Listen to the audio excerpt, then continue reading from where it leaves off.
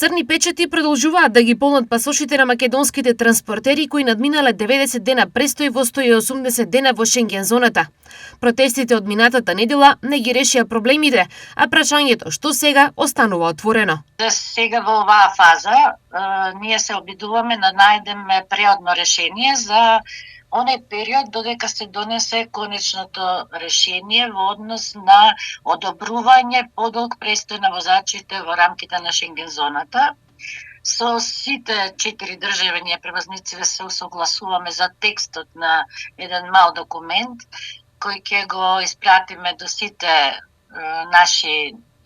Министерства за транспорт кои се дел од преговорите, со цел да ги запознаеме со можностите како да бидат препознатливи превозниците, односно возачите при вршење на својата дејност, затоа што ништо не сме постигнале ако во овој период се уште се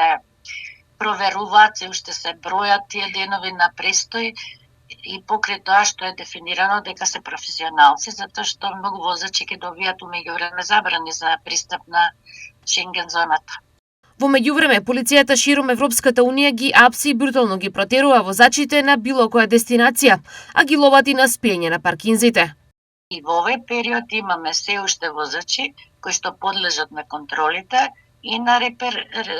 на казнување, односно зависно од државата која каква си донела прописи, има некои само што ги опоменуваат и ги протеруваат, значи не им даваат никакви забрани, меѓутоа има и такви држави каде што се ставаат црни печати во пасошите, се одредува 2 месеца, 3 месеца забрана или 5 месеца, она што беше порано до 2 години веќе тоа го нема, меѓутоа сепак и 2 месеца да ви забранат да работите многу за еден професионален возач што си ја храни